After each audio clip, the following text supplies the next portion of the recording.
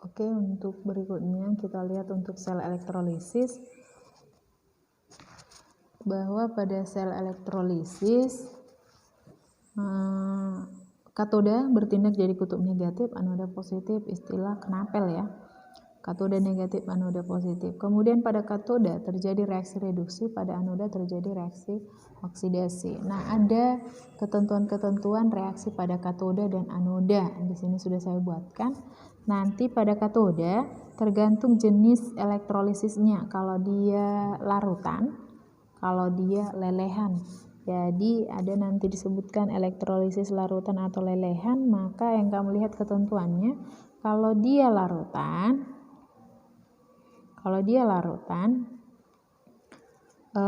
ada kation yang berasal dari logam-logam aktif. Logam aktif itu dari golongan 1A, 2A, kemudian Al dan Mn, itu dia. Kalau dia nanti elektrolisisnya jenis larutan, jadi elektrolisis itu di sini saja saya tambahkan ya. Elektrolisis itu ada nanti jenis larutan, ada jenis lelehan namanya. Kalau dia larutan, maka yang kamu lihat logamnya itu kalau dia berasal dari golongan 1A, 2A, Al dan Mn. Nah, maka yang pada katoda itu adalah si air. Si air ini reaksinya 2H2O tambah 2 elektron menjadi 2OH- ditambah H2. Itu dia. Kalau dia leburan atau lelehan, sama ini ya, leburan atau lelehan, maka kationnya itu yang diendapkan. Kationnya itu yang diendapkan sendiri pada katodanya gitu. Nah, berikutnya jika ion H positif yang tereduksi, maka reaksinya menjadi H2. Kemudian ion-ion selain 1 dan 2, maksudnya ini 1 dan 2 itu maksudnya ini sama ini ya. Maka yang itu ionnya mengendap, misalnya A, G, C, U, langsung mengendap gitu dia. Mengendap pada katodanya. Nah, berikutnya kalau di anoda itu tergantung reaksi pada anoda itu ini dia. Reaksi pada anoda itu tergantung jenis elektrodanya.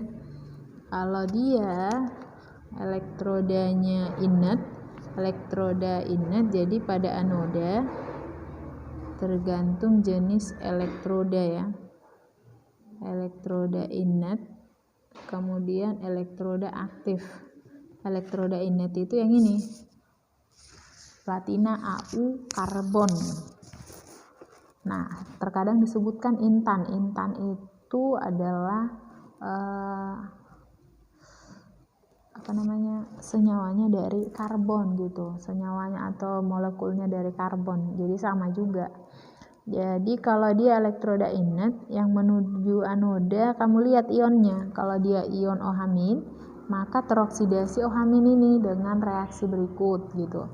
Kalau dia ion dari golongan 7A, langsung teroksidasi. Nah, ini dia contohnya. Kalau dia persamaan umumnya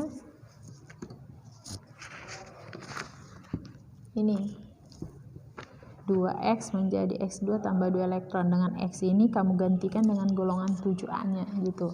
Bisa F, bisa Cl, bisa Br, bisa I, golongan 7A ya, halogennya. Kemudian jika dia ion sisa asam oksi. Sisa asam oksi itu sisa-sisa asam atau anion dari asam yang ada oksigennya. Nah, yang ada oksigennya, maka dia tidak bisa teroksidasi. Yang teroksidasi hanya si air. Air teroksidasi menjadi 4H2O, menjadi 2H2O menjadi 4H positif ditambah O2 ditambah 4 elektron. Nah, kalau tadi elektrodanya aktif seperti Cu, Fe gitu, maka anodanya itu yang teroksidasi sendiri gitu dia ya. Nah, sekarang kita ambil contohnya dari bukumu. Kita ambil buku yang sudah saya tugaskan, pas malam. Nah, ini saya tuliskan dari halaman 68 nomor 1 saya ambil dari A, B, dan C. Jadi yang pertama ini dia. Tadi ya, elektrolisis yang A-nya larutan HCl dengan elektroda PT. Jadi yang pertama kamu kerjakan itu ionkan dulu HCl menjadi H positif dengan Cl min. Maka pada katode langsung lihat kationnya H positif. Langsung perhatikan tadi di data tadi yang mana yang untuk, kan bukan ion yang ini kan gitu. Maka masuk ke ketentuan kedua, ion H positif. Maka pas H positifnya ini langsung reduksi. Pada katode terjadi reaksi reduksi, H positif ditambah 2 elektron berubah menjadi gas hidrogen. Ini kali 2, ini gasnya, ini larutannya. Kemudian pada anodanya ion Cl-, langsung lihat ketentuannya, ion Cl-. Nah, ini dia ya. Ion Cl- keoksidasi jadi Cl2, maka anodanya Cl- teroksidasi berarti melepaskan elektron, jadi Cl2 ini kali 2 ditambah 2 elektron. Nah, kalau sudah ada di kiri dan kanan sama-sama, maka selesaikanlah dia. Ini kebetulan sama ya, 2 sama 2, maka nggak usah kamu kali atau kamu cari KPK-nya. Ini tinggal kamu kurangkan, ada 2 elektron di kiri di kanan, maka habis ya. Kemudian jika ada lagi yang sama, boleh kamu tuliskan. Maka ini tetap kali 1 yang di atasnya kali 2. Ada di kiri yang sama, ada di kanan sama. Ini ada 2, ini ada 2. 2 Cl-, ada 2 Cl-. Ini kalau kamu kali ke dalamnya, maka hasilnya HCl terion menjadi gas H2. Ini larutan tadi ya. Kemudian gas Cl2, inilah dia jawabannya. Berikutnya yang B, elektrolisis leburan. Leburan itu sama dengan lelehan. Ini dia ketentuannya. Tetapi jika ion tersebut berasal dari leburan atau lelehan garamnya, ion tersebut akan langsung tereduksi. Maka yang pertama kamu buat dulu NaBr terion jadi Na positif Br min ya. Maka pada katode karena dia jenis leburan, ionnya itu koreduksi. Na positif tereduksi, reduksi berarti menerima elektron menjadi Na.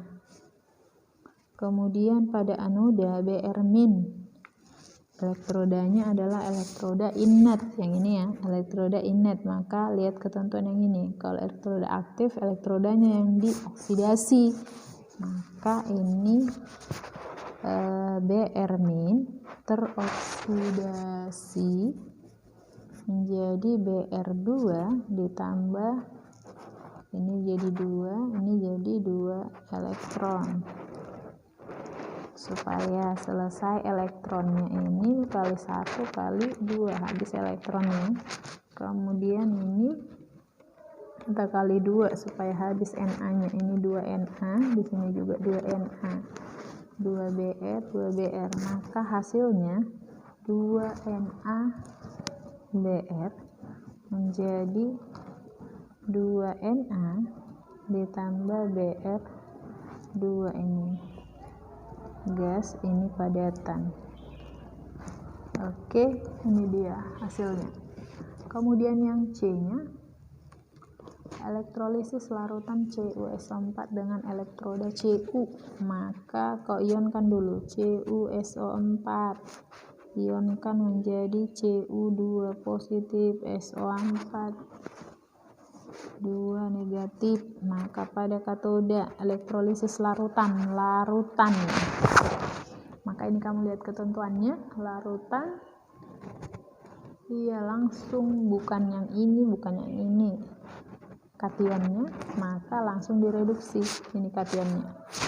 Kation itu yang bermuatan positif ya, Cu2 positif tambah 2 elektron menjadi Cu. Kemudian pada anionnya, lihat elektrodanya adalah Cu, elektroda aktif. Elektroda aktif, maka anodanya langsung, pada anoda langsung dioksidasi. Jadi yang dioksidasi itu si Cu, bukan yang ininya. Pada anoda Cu dioksidasi menjadi Cu2 positif tambah 2 elektron. Elektronnya habis, ininya juga habis, maka hasilnya yang ini Cu dalam keadaan padat dari anoda, Cu dalam keadaan padat pada katoda. This is okay.